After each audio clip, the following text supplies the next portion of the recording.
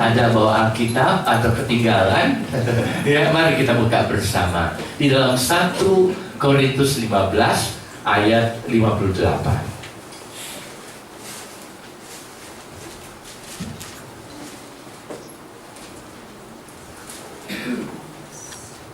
1 Korintus 15 ayat 58, ayat yang terakhir ya Pak Dia. Surat 1 Korintus 15 ayat yang ke-58. Karena itu, saudara-saudaraku yang kekasih, berdirilah teguh. Berdirilah teguh. Jangan goyah. Jangan goyah. Dan giatlah selalu dalam Giatlah selalu dalam pekerjaan Tuhan. Sebab kamu tahu bahwa dalam persekutuan dengan Tuhan, jerih payahmu tidak sia-sia. Jerih payahmu tidak sia-sia. Bersama kita katakan amin. Saudara, di dalam 1 Korintus 14, Rasul Paulus berbicara banyak tentang kebangkitan Kristus dan juga kebangkitan kita nanti. Ya, perkara yang luar biasa bahwa orang mati nanti bangkit. Ya, orang mati nanti pada waktu Yesus datang dibangkitkan lebih dahulu, kemudian yang masih hidup diubahkan dan bersama-sama kita ketemu Tuhan Yesus di angkasa, di udara. Saudara percaya? Jadi kita percayakan kebangkitan orang mati. Nah, kebangkitan orang mati, kebangkitan Kristus membuat dikatakan oleh Paulus penutupnya dalam pasal ini, karena itu, karena Yesus bangkit, karena kita juga nanti bangkit, saudara-saudaraku yang kekasih. Paulus itu romantis juga Bapak Ibu. Ya, saudara pernah nulis surat kepada kekasih saudara? Pernah? Say. Kalau di sini pakai say. Kalau dulu apa? Saudara-saudaraku yang kekasih, berdirilah teguh, jangan goyah, dan giatlah selalu dalam pekerjaan Tuhan. Kita baca bagian akhir. Dan 1, 2, 3, giatlah, belum siap. 1, 2, 3, giatlah selalu dalam pekerjaan Tuhan. Saudara sudah giat? Yang pimpin pujian, giat pimpin pujian. Yang jadi backing vokal, giat backing vokal. Yang membaca ayat, giat baca ayat.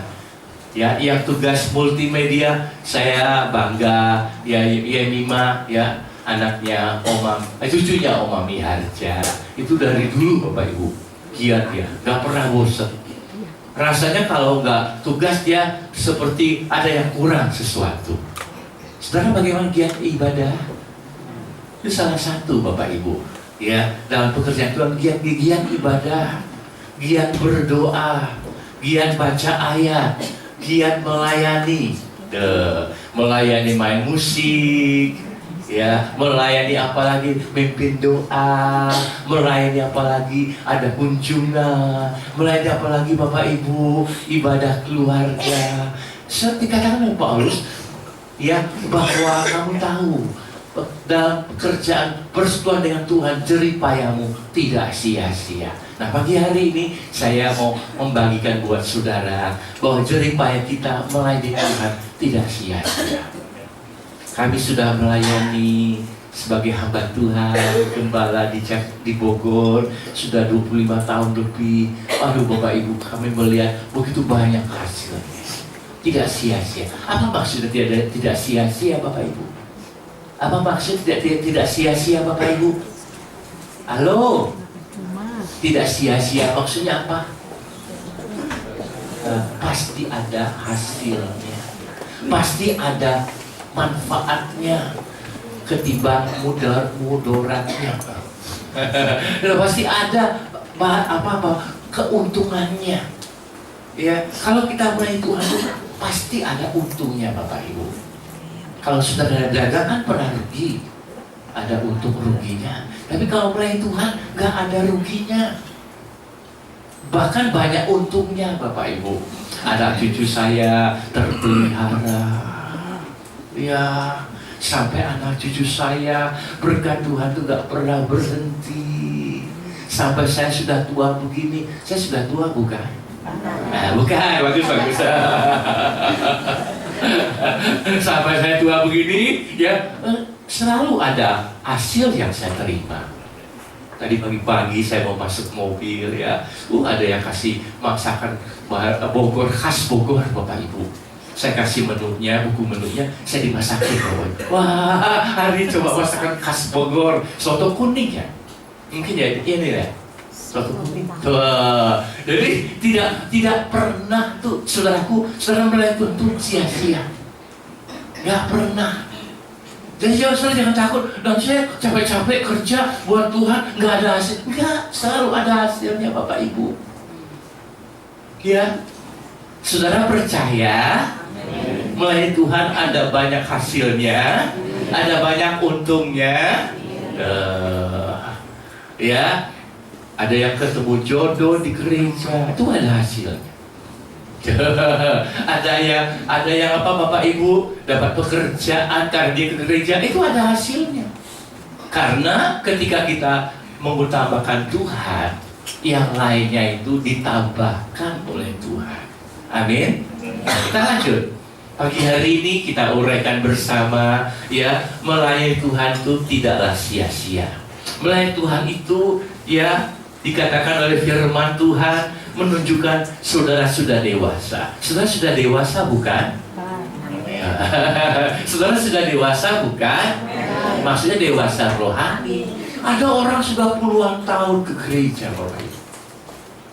Ada orang sudah dari lahir udah ke gereja, tapi masih belum dewasa rohani, masih kanak-kanak rohani. Nah, kita lihat, kalau kita melayani, satu tanda bahwa saudara sudah dewasa. Kita baca di dalam Matius 20 ayat 28. Injil Matius 20 ayat yang ke-28. Sama seperti anak manusia datang untuk dilayani. Melayani. Sama seperti anak manusia datang bukan untuk dilayani, melainkan untuk melayani dan untuk memberikan nyawanya menjadi tebusan bagi banyak orang. Amin. Saudaraku, Tuhan Yesus mengatakan anak manusia, yaitu siapa Bapak Ibu anak manusia di sini? Yesus.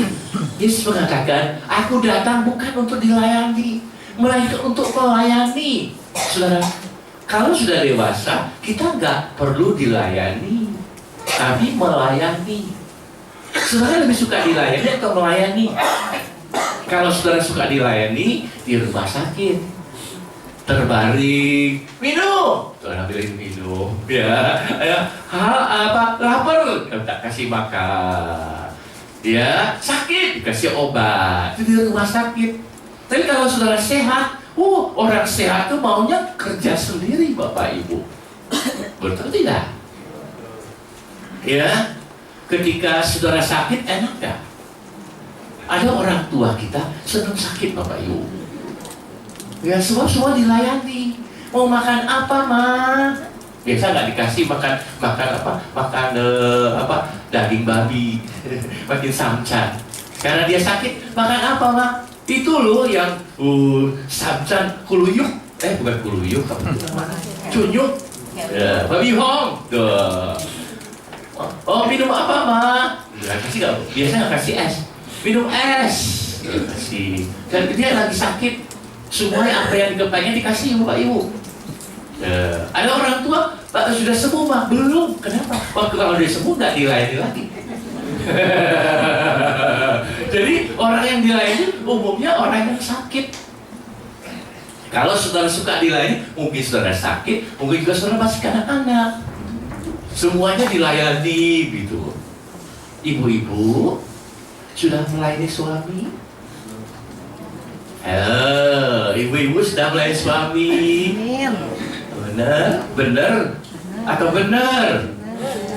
Nah sekarang terbalik. Iya, suami sudah melayani istri? Belum. Ya, si suami maunya dilayani. Ya, datang sampai rumah udah tersedia hidangan. Ya, mau pulang udah siap air hangat, udah siap, tinggal disiramin sebor. Jadi kita harus saling melayani. Ya, apa salahnya sih Bapak Ibu kalau istri mau masuk ke mobil pintunya dibukain? Ayo. Begitu. Ya, atau terbalik, mau masuk mobil, istri bukain suami mobilnya masuk. Jadi aku melayani itu sangat indah, Bapak Ibu. Ada nyanyian mengatakan melayani lebih sungguh, sebab Yesus sudah melayani lebih dahulu. Dia sudah menyerahkan nyawanya untuk tebusan bagi banyak. Yesus melayani bukan pengorbanannya uang, Bapak Ibu. Saudara, saya prihatin kalau di Jakarta, Bapak Ibu, atau di Bogor, di Jakarta orang melayani itu harus dibayar, Bapak Ibu. Ya, melayani puji-pujian dibayar. Kalau bayarannya tinggi, semangatnya besar. Kalau bayaran rendah, asal aja pokoknya melayani. Jadi bukan melayani Tuhan lagi, kata Paulus, melayani perutnya. Aduh, dulu kita melayani Bapak Ibu, saudara gaji Bapak Ibu. Nggak ada nama itu melayani dapat PK gitu. Kalau gede semangat Bapak Ibu, malah rebutan. Aku yang melayani, sebab bayarannya gede. Kalau kecil lu aja deh. Tuh. Jadi motivasi melayaninya sudah tidak murni lagi Bapak Ibu. Kalau Yesus melayani, dia minta upah tidak Bapak Ibu? Enggak. Bahkan dia serahkan nyawanya, pengorbanannya sampai nyawanya. Bukan uang Bapak Ibu, bukan materi, tapi nyawanya, hidupnya. Dia rela sampai mati di kayu salib untuk melayani, untuk menebus saudara dan saya supaya kita selamat. Melayani butuh pengorbanan Bapak Ibu. Ya, saya salut kepada pemimpin pujian kita, backing vokal kita, walaupun gak digaji, gak dibayar, tapi tetap mau melayani. Amin. Ya. Nah, Bapak Ibu, pemain musik kita dulu kita melayani gak pernah dibayar, Bapak Ibu. Gak pernah. Itu murni, tapi sekarang beda Bapak Ibu. Kalau nggak dibayar, ngomel, pundung. Betul Bapak Ibu. Saya dulu melayani, bahkan saya keluar uang Bapak Ibu. Ada ngajar anak sekolah Ibu, bukan saya dapat gaji. Saya malah korban untuk tiap tahun kasih hadiah Natal. Hadiah Natal bukan dari pendetanya, dari saya sendiri. Saya nggak digaji, tapi kenapa saya mau melayani? Wah, berkat Tuhan itu lebih besar Bapak Ibu. Berkat Tuhan itulah yang menjadikan kita itu melayani Bapak Ibu. Kalau kita lihat Yesus tuh, wah, kita belum seberapa Bapak Ibu. Pengorbanan kita belum ada apa-apanya dibandingkan Yesus yang korbankan nyawanya. Tuh, luar biasa. Saudara rela korbankan nyawa saudara untuk melepaskan ada kapal kita yang ditawan sama teroris Abu Sayyaf. Mau mati buat mereka? Ngapain? Tapi Yesus rela mati buat kita orang berdosa. Dia melayani. Tuh, Pak Andi baca ayat bosan nggak Pak Andi? Bahkan Pak Andi mau giliran orang lain mau diambil begitu. Sebab dia mau dapat berkat ya Bapak Ibu. Dia sudah melayani walaupun hanya baca ayat. Pagi hari ini, aduh, kalau saya renungkan Bapak Ibu, kita melayani belum seberapa Bapak Ibu. Ya, korban waktu belum seberapa. Korban ongkos harus latihan dulu, gas belum seberapa. Betul. Kalau saudara tahu melayani itu banyak manfaatnya, pasti saudara mau melayani lebih sungguh lagi. Amin. Saya ditanya orang, sudah berapa lama Pak Pendeta tugas di Bogor? Sudah 25 tahun lebih. Kok nggak bosan Pak? Tuh, saya tanya lagi balik ke dia, Bapak bosan makan nggak? Kalau bosan makan gimana coba? Mati. Kalau saya bosan melayani, saya juga mati. Pertama mati rohani Bapak Ibu. Ya, kita lanjut, kita baca ayat berikut ini. Jadi kalau sudah melayani, tandanya saudara sudah seperti Yesus, dewasa. Roma 12 ayat 11. Surat Roma 12 ayat yang ke-11. Janganlah hendaknya kerajinanmu kendor, biarlah rohmu menyala-nyala dan layanilah Tuhan. Saudara kalau baca ayat ini, apa yang saudara tangkap? Janganlah hendaknya kerajinanmu kendor, biarlah rohmu menyala-nyala dan layanilah Tuhan. Kalau saudara melayani Tuhan, apa tandanya Bapak? Itu berarti apa Bapak Ibu? Saudara tetap rajin. Saudara tetap rajin. Saudara apa Pak? Rohnya mau nyala-nyala. Saudaraku, pernah lihat api yang menyala-nyala Bapak Ibu? Itu wudhu. Apa Bapak dahsyat Bapak Ibu? Kalau api itu menyala-nyala, api yang kecil katanya jadi sahabat, jadi teman. Kalau udah besar jadi lawan. Habis semua disikat, dibakar habis, menyala-nyala Bapak Ibu. Saudaraku, digambarkan oleh Paulus, roh kita itu harusnya seperti api yang menyala-nyala. Makanya saudara lihat logonya gereja Pantekosta itu ada api, ada nyala api. Kalau ada api, tandanya roh saudara menyala-nyala Bapak Ibu. Semangat, giat. Yuk ke gereja. Saudaraku rasanya yang lain ditinggalin. Saudara waktu diajak ke gereja gimana? Yuk ke gereja. Ke gereja lagi. Minggu depan masih ada waktu. Boleh repot tahu nggak? Tuh.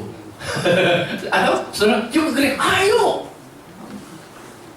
Banyak orang katakan kalau ajak ke gereja itu banyak alasannya, Bapak. Banyak dalihnya. Yuk ke gereja, gua sih repot. Ini yang janji udah mau datang tuh. Ada proyek. Yuk ke gereja. Tar dulu. Kerjaan rumah belum selesai.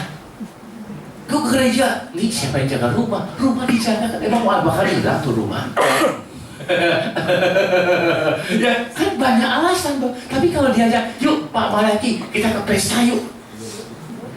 Ayo. Kapan lagi? Oh ternyata pesta ini hotel bintang juga berbintang-bintang, bukan bintang 5, berbintang-bintang. Ya, jadi kalau kita melayani Tuhan, tandanya saudara sudah dewasa. Saudara masih semangat di dalam Tuhan. Saudara masih giat dalam Tuhan. Saudara masih apa Bapak Ibu? Rajin. Dikatakan oleh peribahasa, rajin pangkal pandai, males pangkal bodoh. Saudaraku, orang yang rajin itu di mana-mana disukai orang. Tapi ketemu orang malas Bapak Ibu. Kalau saudara punya pembantu malas gimana? Disuruh masak entarnya, dicapek. Terus tidur dia. Jadi sore kerja gimana? Pelayan punya pembantu, tapi saudara yang kerja gimana? Diapain? Dipecat. Anggota DPR diajak rapat sidang tidur, gimana Bapak Ibu? Pak, saya cuma memang marah-marah. Ini bukan kabinet tidur, ini kabinet kerja. Jadi kalau Tuhan majikan kita, kalau kita melayani Tuhan, kita malas pikirkan diapain Bapak Ibu. Kalau majikan kita Tuhan, ya dia kita disuruh kerja, kita tiduran. Kita kerja, ntar lagi lah Tuhan. Sampai nih seminggu udah kerja nih. Diapain Bapak Ibu? Dibalikin tempat tidur Bapak Ibu. Ada hamba Tuhan di Jakarta, dia vertigonya gak muter gini loh. Tapi dia lagi tidur, tempat tidur seperti dibalikin, mau dibalikin gitu. Aduh takutan dipegangin tempat tidur gitu Bapak Ibu. Vertigonya gak muter, tapi mau dibalikin tempat tidurnya. Saya kira kalau kita balas sama seperti itu, mau dibalikin begitu. Nah, pagi hari ini, jika kita melayani Tuhan, kita sudah dewasa dan tetap giat dalam Tuhan. Saudara percaya? Coba periksa diri saudara. Selama ini, apakah saudara masih rajin? Selama ini, saudara masih semangat melayani Tuhan? Bukan karena ada keuntungan, balasan imbalan yang secara materi, bukan.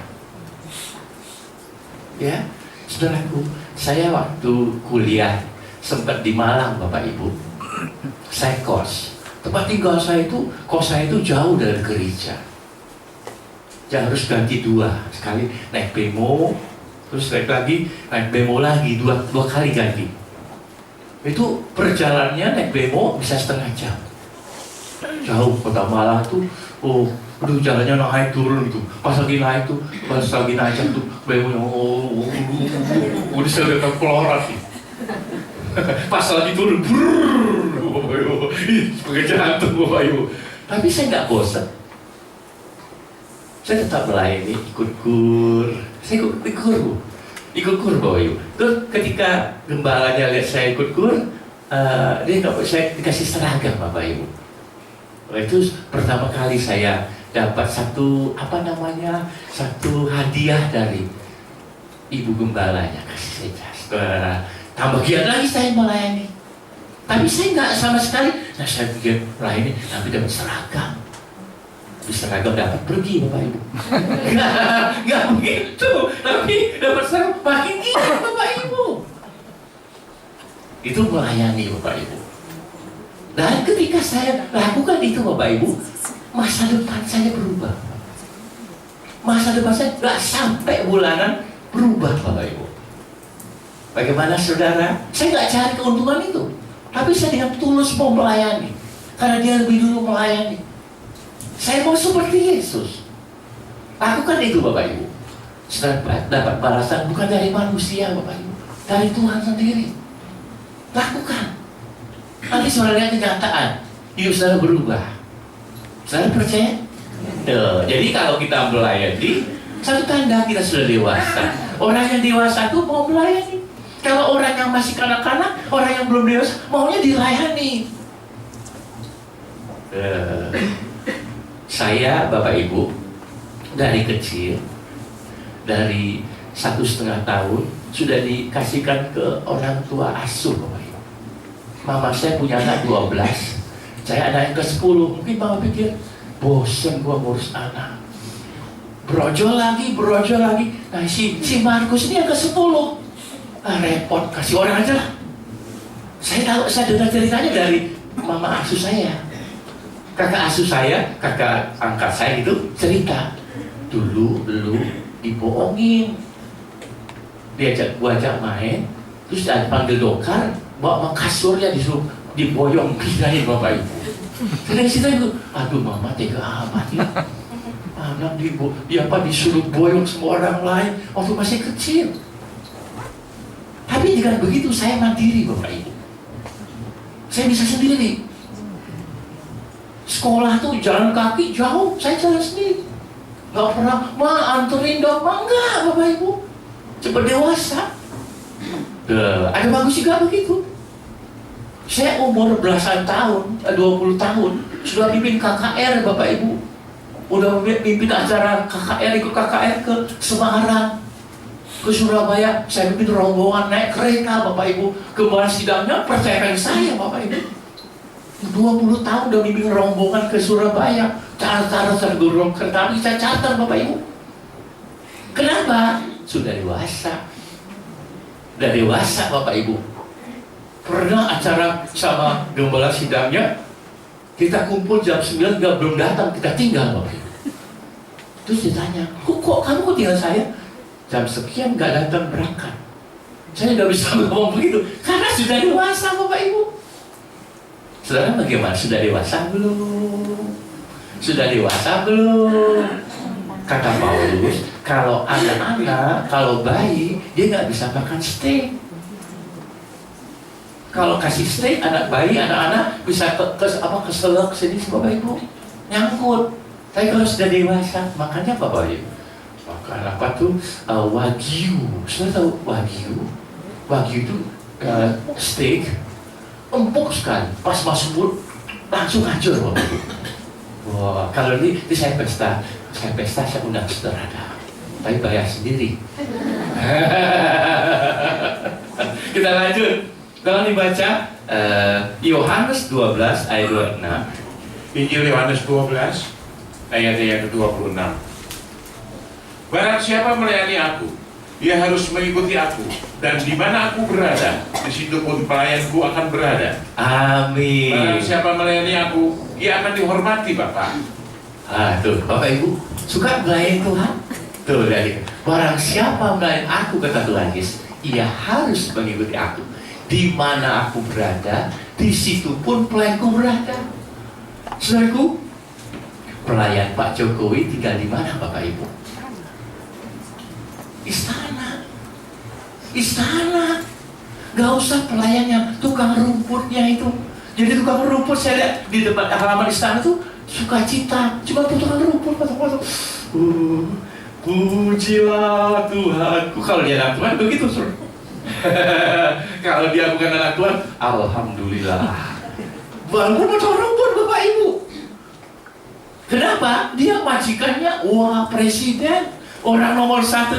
Apalagi saudara kalau begitu, saudara majikannya siapa, Bapak Ibu? Tuhan sendiri. Dikatakan di mana aku berada, di situ pelayanku berada. Berarti betul juga kata orang pendeta itu dekat sama Tuhan. Betul, sebab di mana majikannya berada, di situ pelayannya ada. Kalau Pak Jokowi, kalau kita dekat Pak Jokowi, kira-kira makannya apa, Bu? Ketoprak? Bukan. Kalau dekat sama Pak Jokowi makannya apa, Bu? Pasti enak-enak kok, Pak Ibu. Tapi kalau dekat sama tukang becak, dekat supir angkot, makan apa, Bapak Ibu? Itu warteg. Beda, gitu. Jadi melayani Tuhan tuh ada untungnya. Itu otomatis kita tidak cari keuntungannya. Kalau kita melihat untungnya udah datang sendiri, Bapak Ibu. Wih, bagaimana istriku nggak datang? Aduh, Joko. Ini nama sama Pak Jokowi, Bapak Ibu. Joko Widodo sama ini. Tapi nasibnya beda. Ya, kalau kita dekat sama Bapak Presiden, waduh, enak, fasilitasnya ada. Dulu, Bapak Ibu, saya dekat sama Pak Beni, almarhum pendeta Beni Santoso. Walaupun saya bukan anak orang kaya, tapi kan dia kaya, saya ikut jadi kaya, Bapak Ibu. Saya pernah naik becak bersama beliau, Bapak Ibu, di Kota Madiun. Waktu kita mau naik becak, Bapak Ibu, tukang becak reception. Jumlah, Bapak Ibu. Pas dia duduk, saya mau duduk, udah gak ada tempat lagi, Bapak Ibu. Udah penuh sama dia aja. Walaupun saya bukan siapa-siapa, tapi dekat sama dia, fasilitasnya dapat, Bapak Ibu. Makan, beliau makan di restoran, saya ikut dekat. Jadi kalau sudah dekat Tuhan, bahagia tidak, Bapak Ibu? Bahagia. Semua fasilitas yang nomor 1. Sebab Tuhan Yesus kita nomor 1. Betul? Betul, Bapak Ibu? Kenapa kita nggak mau? Rugi. Bahkan kata Tuhan Yesus, barang siapa melayani aku, ia akan dihormati siapa? Tuh, bayangin kalau Bapak di surga hormat kepada saudara. Karena gara-gara kita melayani Tuhan. Orang yang melayani Tuhan, hamba Tuhan itu, Bapak Ibu, kalau ada pesta, Bapak Ibu, kalau ada pesta besar, yang suruh makan dulu siapa? Pendetanya. Pak, buka dulu, Pak. Yang lain belum berani, Bapak. Setelah Pak pendeta ambil, baru yang lain berebutan.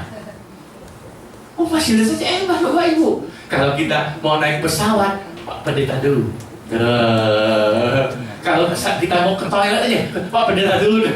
Tuh, semua fasilitas yang istimewa kita dapat karena kita melayani Tuhan.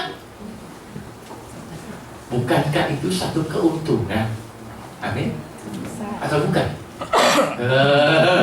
Malaikat di surga melayani saudara. Malaikat di surga melayani saudara. Sebab saudara anak-anak Tuhan. Apalagi saudara melayani Tuhan. Wah, luar biasa, Bapak Ibu. Fasilitasnya istimewa, keuntungannya banyak, Bapak Ibu. Kalau saya jadi pendeta, Bapak Ibu, di restoran makan, Bapak Ibu, kalau ada jemaat lihat, Pak pendeta, langsung dia udah ke kasir Bapak Ibu. Nanti saya keluar, udah dibayar tuh sama itu. Tuh, makan gratis Bapak Ibu. Dulu waktu saya di Jakarta, kita makannya di restoran namanya Kuali Emas Bapak Ibu. Wah hebat Kuali Emas Bapak Ibu. Itu sampai pelayannya ingat, asal nih Pak Markus datang pasti gratis. Sebab bolak-balik saya nggak pernah bayar, dibayar sama jemaat. Tapi saya nggak cari keuntungan itu. Itu menyusul karena saya melayani Tuhan. Percaya itu Bapak Ibu. Ketika seorang melayani Tuhan, segala fasilitas yang lain ditambahkan.